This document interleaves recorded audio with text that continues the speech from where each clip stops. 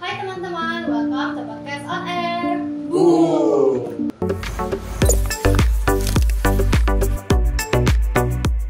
Kembali lagi dengan kami di dalam obrolan yang pastinya asik dan juga seru. Nah, kali ini kita mau ngobrolin tentang apa nih? Nah, hari ini kita akan bincang-bincang tentang topik hangat seputar pacaran, yaitu pacaran yang toksik. Wah, asik tuh topiknya ya. Apalagi sekarang juga banyak orang yang lagi ngomongin topik ini di media sosial. Dan juga banyak orang yang ternyata mereka ngaku kalau mereka selama ini di dalam pacaran itu toksik dan juga mereka jadi korban. Nah, dengan adanya obrolan ini kita bisa belajar lebih jauh untuk mencegah terlibat dalam hubungan yang toksik. Nah, dan narasumber kita hari ini tuh keren banget, yaitu Kak Jeffy. Hai teman-teman, Podcast on Air, saya Jeffy, saya pembina on Air atau Youth Pastor di GKJ Sun City, sekaligus juga penulis buku tentang Christian Dating. Thank you for having me. Hari ini dengan teman yang bisa ngobrol. Ya. Oke, jadi langsung aja bagaimana tanggapan Kak Jevin mengenai fenomena banyak orang yang terjebak di dalam hubungan yang toksik ini, Kak? Ya, pada intinya sebenarnya adanya fenomena dating toksik, pacaran yang toksik. Pacaran toksik itu apa? Pacaran yang gak membangun pada intinya. Pacaran yang gak menumbuhkan. Pacaran yang harusnya isinya madu, manis, ternyata isinya apa? Toksik, racun, gitu ya. Racun itu pasti mematikan kedua pasangan. Nah, pada dasarnya fenomena pacaran yang toksik itu bisa ada karena belum siap pacaran, gitu. Belum siap pacaran tapi maksa buat pacaran. Nah, sesuatu yang tidak siap pasti akan tidak baik, betul? Yeah. Ya, sesuatu yang belum siap, sesuatu yang dipaksakan, gitu, tanpa pengetahuan, tanpa pemahaman, apalagi soal cinta, pacaran. Pacaran itu bukan eksperimen, Edwin dan Jory. Pacaran itu bukan coba-coba. Banyak anak muda yang coba-coba pacaran, coba-coba gimana sih rasanya kissing gitu, gimana sih rasanya punya gandengan di mall gitu ya. Tapi mereka sendiri belum beres dengan diri.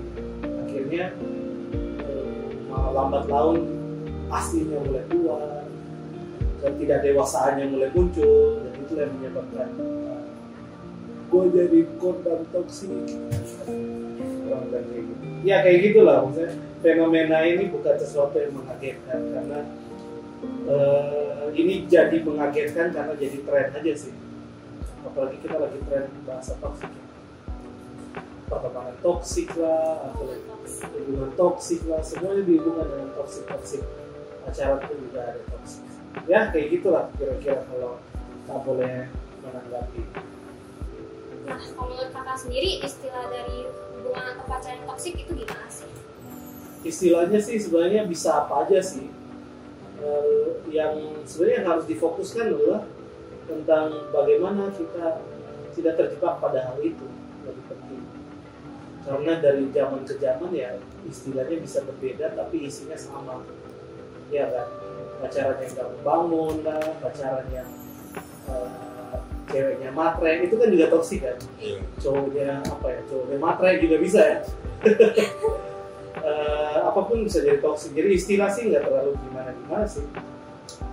Yang lebih ya yang pasti pada dasarnya pacaran yang toksik itu adalah pacaran yang salah satu atau kedua pihaknya nggak bertumbuh, nggak menjadi lebih baik.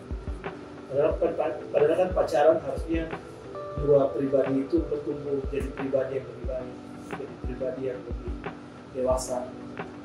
Malah tiap hari berantem, tiap hari minta ditraktirin, gitu ya.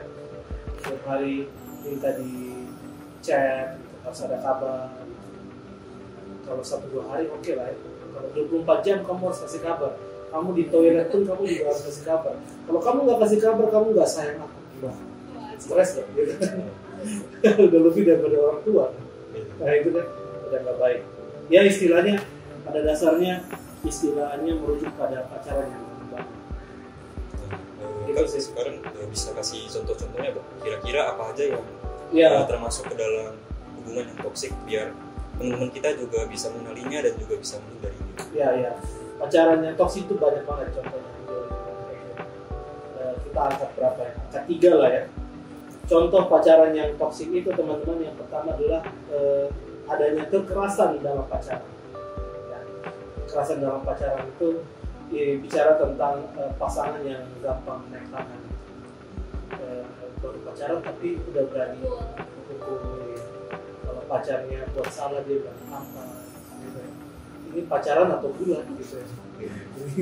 Pacaran atau UFC gitu. Smackdown gitu ya. Karena emosinya belum stabil. Apalagi kalau pacaran dengan orang yang di rumah dia mungkin jadi sasaran untuk kekerasan orang tuanya. Atau mungkin di sekolah dia sering dibully. Dia butuh pelampiasan emosinya. Dia melampiaskan ke pasangan.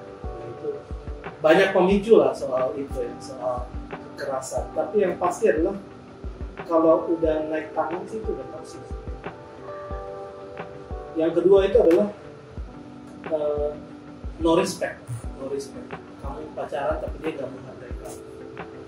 Pada dasarnya berpacaran itu kan harus saling menghargai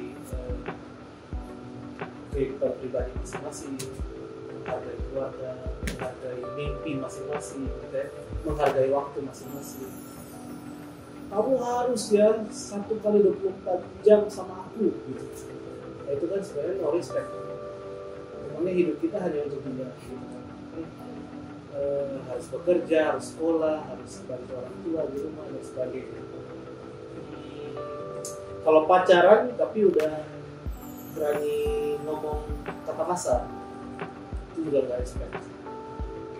Kamu pernah lihat banyak. Masalahnya mereka nyaman dengan hal itu. Padahal kayak nganggap hal biasa gitu. Biasa kan gue panggil pacar gue gugup gitu. Gitu. Biasa kok gue panggil dia dengan kata brengsek gitu. Kan itu bakal jadi pemimpin, misalnya kalau ceweknya gituin cowoknya, kan itu kan bakal jadi pemimpin rumah tangga. Maksud pemimpin rumah tangga kayak gitu kayak diinjak-injak, kan nggak respect. Dan kalau dibiarkan terus bisa bahaya. Di dalam rumah tangga itu harus ada batasan. Oh ini suami, ini istri, ini anak. Kalau nggak ada batasan, buat istri bisa merasa seperti pemimpin dalam keluarga. Ada keluarga yang itu adalah pria, itu suami. Sebaliknya juga kalau suami nggak menghormati istrinya, wah istrinya akan diperlakukan nggak baik. Ya kita belum masuk suami istri ya. Tapi maksudnya pacaran yang nggak respect sama pasangan dulu gitu, itu imbasnya bukan sekedar pacaran, tapi juga sampai ke pernikahan. Emang kamu mau nggak di respect? Nggak mau kan? Kita semua mau dihormati. Dan yang ketiga itu adalah yaitu ya, kalau misalnya pacarmu itu justru menjauhkan kamu dari teman, sahabat, saudara, bahkan orang tua. Ya, biasa kan mama nggak setujuin kamu pacaran sama aku, terus pacarnya nggak usah dengerin mamamu gitu. Dia mau tahu apa soal anak muda gitu kan. Udahlah kita jalan aja gitu. Nah itu nggak baik sih. Karena kalau kita pacaran sama orang yang baik, pria yang baik, wanita yang baik, dia harus menghargai kita, juga keluarga kita. Karena di Asia, kita itu kan orang Asia, kita akan menikah bukan hanya dengan pasangan kita, tapi menikah dengan satu keluarga besar. Iya kan? Sehingga ya sopan santun, tata krama, respect, dan lain-lain itu harus dijaga. Jadi kalau dia menjauhkan kamu dari teman, orang tua, nggak usah sama teman-temanmu yang di gereja tuh orang-orangnya sok suci gitu, udah sama gua aja gitu. Dia menjauhkan kita dari komunitas yang baik buat kita, itu dia jahat. Apalagi dia menjauhkan kita dari Tuhan, nggak usah ke gereja, ngapain sih kegiatan-kegiatan di gereja, toksik. Karena yang harus kita dahulukan siapa? Tuhan. Ya kan? Tuhan, kita milik Tuhan. Tuhan menolong kita. Hidup kita adalah anugerah dari Tuhan. Everything's about God. So itu yang harus pertama. Jangan sampai diganti dengan pacar. Banyak anak muda yang waktu pacaran menjauh dari bini, udah putus baru cari bini.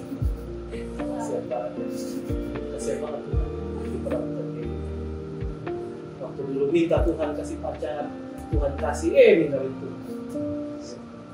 Pas pacarnya putusin, balik lagi Tuhan. Ya, itulah ya. Ya 3 itulah kira-kira. Kalian gimana? Pernah lihat kayak gitu? Ada. Ya. Sering sih. Menurut kalian gimana? Ya parah aja sih. Parah ya? Kadang mereka juga anggap itu jadi hal yang biasa gitu. Iya. Karena sering lihat sosial media kan, jadi mereka kayak oh hubungan toksik itu wajar aja, lagi trending sekarang. Benar. Jadi bukan hal yang harus dibesar-besarkan banget gitu. Betul. Lebih parahnya karena dia bilang begini, misalnya kayak pasangan-pasangan yang udah terlanjur sering naik tangan, pukul gitu. Sampai pacarnya itu doktrin pacarnya yang sering dia pukul itu. Pacarnya bilang, gak apa-apa kok dia pukulin aku, dia pukul aku karena dia sayang aku. Gitu loh. Gitu. Sampai otaknya dicuci sedemikian rupa sampai berpikir bahwa oh ya lebam di tangan, rokok di sulut gitu, itu bagian dari oh karena aku salah dia pukul aku, dia sayang aku. Sampai orang jadi banyak ketemu dengan korban-korban kekerasan dalam pacaran dan mereka mengakui itu bahwa kadang aku bingung antara sayang dengan toksik. Itu udah parah sih. Ya kira-kira gitu ya, banyak. Kalau kita urut banyak lah kasusnya. Tapi kira-kira itu ya. Pertama apa tadi? Kekerasan. Yang kedua apa tadi? No respect. Yang ketiga adalah menjawab ya. Kita dari teman, sahabat, apalagi Tuhan. Ya. So kalau tentang apa yang dibahas tadi, kalau menurut kakak itu kalau misalnya kita ketemu nih sama pasangan yang udah terlanjur terjalin dan hubungan toksik, itu harus gimana Kak? Harus dengan hikmat, karena kayak Kak Jevin bilang tadi ya, gak semua orang sadar dia sedang ada dalam hubungan yang toksik. Memang cinta itu ketika orang sedang terbawa cinta, IQ-nya menurun 50%. Sehingga kadang-kadang mereka bilang akan kuseberangi lautan. Memang bisa berenang kuat. Pokoknya yang pasti kayak gitulah, orangnya jadi nggak gimana ya, irasional gitu ya. Memang cinta tuh luar biasa. Cinta tuh sesuatu yang spektakuler. Sehingga ketika dia ada dalam situasi hubungan yang toksik tapi nggak sadar, itu butuh hikmah untuk kita kasih tahu dia. Nggak gampang. Kita nggak bisa tuh langsung bilang, pacar lu tuh toksik. Oh susah. Jangan-jangan dia tersinggung, iya nggak sih? Lu tahu apa lu urusan pribadi lu aja gitu, pacar aja nggak punya dia bilang, kita makin sakit hati, oh my god, Tuhan apa salah dan dosa gitu. Kita butuh hikmah sih kasih tahu dia. Yang paling penting adalah tetaplah jadi teman, sehingga ketika dia mengalami hubungan yang nggak baik, dia pasti akan ke kita. Nah ketika dia mulai sadar gitu ya, dia ke kita, dia tanya pendapat kita, baru kita masuk. Baru kita bilang, iya sih, kalau gue lihat sih pacar lu kurang menghargai lu ya sebagai pasangan ya gitu. Masa dia turunin lu di tengah jalan, lu jalan pulang gitu jam 10 malam hanya karena berantem masalah kecil gitu. Nah hal-hal kayak gitu kadang dia nggak bisa lihat, orang luar yang bisa lihat. Nah di momentum-momentum itulah kita pakai setahu dia. Makanya itu tadi bilang hikmah. Yang kedua adalah doakan dia. Yang ketiga adalah ketika dia butuh pertolongan, tolonglah dia semampu kita ya. Tolonglah dia karena masa setelah orang dari hubungan toksik ada masa proses recovery-nya itu lumayan panjang. Kita harus jadi teman buat dia. Karena banyak orang yang ada dalam hubungan toksik setelah dia putus, dia masih ada rasa sayang dan dia ngerasa begitu, hidup gue udah hancur, dia, mana ada yang mau sama gue lagi gitu. Mending gue balik sama dia gitu. Gitu, nangkap ya maksudnya. Banyak banget yang kayak gitu loh. Dan kita butuh jadi teman untuk dia biar dia kepalanya nggak kayak gitu, pikirannya nggak kesana. Banyak terjadi pada wanita, terus wanita-wanita yang salah satu yang toksik itu adalah ketika dia terjebak dalam hubungan ini, hubungan badan. Udah apa ya? Udah hubungan badan, udah seks di luar nikah, seks waktu pacaran. Terus putus. Pasti cewek itu yang paling terluka. Aduh, gue udah gak perawan lagi, gue udah jelek banget nih hidup gue. Siapa lagi yang mau terima gue, cowok mana lagi gitu ya. Ini daripada hidup gue kayak gini, mending gue balik sama dia. Balik sama orang yang sama, itu sama dengan mengulang kesalahan yang sama. Sama dengan membaca buku yang sama. Gitu. Iya kan? Isinya sama. Ya kalau sekali dia jahat, ya dia jahat sama kamu. Apalagi kalau nyata-nyatanya dia pacaran sama kamu bukan untuk jadi teman hidup, tapi hanya untuk pengen dapetin kesenangan. Itu akan jadi masalah. Ini masalah yang serius ya. Iya kan? Jadi bukan sekedar ini tren nih dating toxic, tapi banyak banget masalah di dalamnya. Karena orang bisa jadi trauma. Bahkan trauma itu bisa buat dia nggak pengen lagi memiliki pasangan. Akhirnya nggak mau lagi percaya sama orang, trust issue, dan sebagainya, depresi, bunuh diri pada akhirnya. Gitu sih. Separah itu toksik. Jadi kata toksik itu emang bagus juga ya. Karena kayak racun. Kalau kita masuk ke dating yang toksik, ya pasti bisa mematikan. Ya kayak gitu. Kita jadi udah belajar banyak hal ya dari perbincangan kita dengan Kak Jevin tadi. Iya dong, maksudnya banyak banget ilmu. Nah, kalau teman-teman pengen pembahasan lebih lanjut tentang percakapan yang kita tadi omongin sama Kak Jevin, doakan ya teman-teman, karena emang hubungan toksik ini itu bukan topik yang mudah untuk dibahas ya, karena itu merupakan isu yang sangat berat ya. Jadi di penutup podcast ini, Kak Jevin ada gak pesan-pesan emas buat teman-teman kita semua? Oke, Kak Jevin juga udah catat sih ya.